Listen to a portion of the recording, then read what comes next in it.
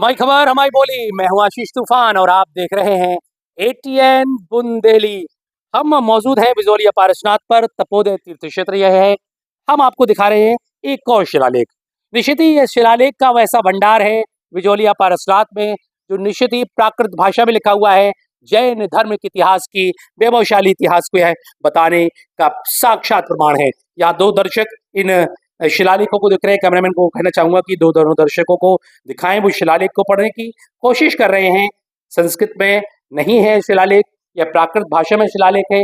निश्चित ही पढ़ने की कोशिश तो है, पढ़ेंगे तो महत्वपूर्ण जानकारियां प्राप्त होंगी। जो प्राकृत भाषा के जानकार हैं उनको जरूर यह शिलालेख समझ में आएगा। तो एक शिलालेख मैंने आपको दिखाया, यह दूसरा शिलालेख है जो इस प्रमाणिकता को सिद्ध करता है कि जैन धर्म कितना प्राचीन है। और ये बड़ा शिला और शिलालेख भी जमीन के अंदर जो शिला है, जो कमठ के द्वारा भगवान पार्श्वनाथ पर जो शिलाएं बरसाई गई। आपको भी मैं कहना चाहूंगा कि आप यहाँ जाकर देख सकते हैं। एक और शिलालेख यहाँ पर है। तो जो भगवान पार्श्वनाथ पर जो शिलाएं गिराई गई और वो शिलाओं के ऊपर बाद में फिर शिलालेख लिखे गए। निश्चित ही किसी भी धर्म की किसी भी बात की प्रमाणिकता होती है शिलालेख। भारत में शिलालेख मिलते हैं, अन्य देशों में भी इस तरह के शिलालेख मिलते हैं। तो यह जो स्थान है जब ये शिलालेख, यहाँ पर दूसरा शिलालेख हम आपको दिखा रहे हैं। ये शिलालेख के विषय में यहाँ पर लिखा गया है। 13 फीट लंबा और 6 फीट चौड़ा है।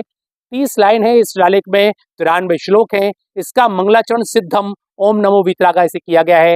शांतिनाथ, नेमिनाथ, वर्धमान, शारदा की स्तुति है। इस क्षेत्र की प्रतिष्ठा चौहान चाहमान वंशी सोमेश्वर के राज्यकाल में लोकार्क सेठ ने कराई थी। इस वंशावली में चाहमान से लेकर सोमेश्वर तक के 31 राजाओं का उल्लेख है जो ऐतिहासिक दृष्टि से प्रमाणित है। इसमें पार्श्वनाथ भगवान को स्वयंभू विशेषण से कहा गया है। स्वयंभूत पार्श्वनाथ की ख्याति भी रही है। श्लोक नंबर 28 में नदी का नाम रेवा एवं श्लोक नंबर 84 में रेवती नाम भी आया। श्लोक नंबर 60 में उल्लेख किया गया है कि तद भीमाखम वन में निवासो जिन पते से ता ए वही ग्रावाड़ा शठ कमठ मुक्ता गगनतः, अर्थात पत्थर चट्टाने शठ कमठ ने आकाश से गिराई। यही वो भीमा वन है जहाँ जनराज का वास है। यही वह परम कुंड और नदी है जहाँ पार्श्वनाथ को परम पद केवल ज्ञान की प्राप्ति होती है। इसके साथ ही शिलालेख में प्रतिष्ठाचार्य भट्टारकों की परंपरा भी दी है। सन 1858 में अंग्रेज यहाँ आए। मंदिर के चारों ओर कोट तथा शिलालेख को देखकर उन्होंने शिलालेख के आसपास बारूद की सुरंग लगा दी। तभी न जाने कहां से मधुमक्खी और भौरों के झुंड निकल पड़े और लोगों से चिपट गए। सभी जन अपने प्राण बचाकर भागे। तभी एक और चमत्कार हुआ, सुरंग से दूध की धार निकलने लगी। अतिशय जनमानस को इतना प्रभावित किया कि यहाँ के लोक गीतों में भी ये घटना सुनाई पड़ती है। निश्चित ही भारत के इतिहास को मिटाने के लिए अंग्रेजों ने प्रयास तो बहुत किया, मुगलों ने प्रयास तो बहुत किया, लेकिन कुछ बात है कि हस्ती मिटती नहीं हमारी।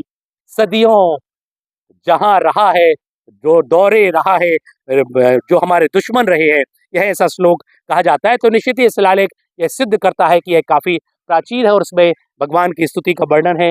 यह मान स्तंभ है जिससे सबका मान गल जाता है।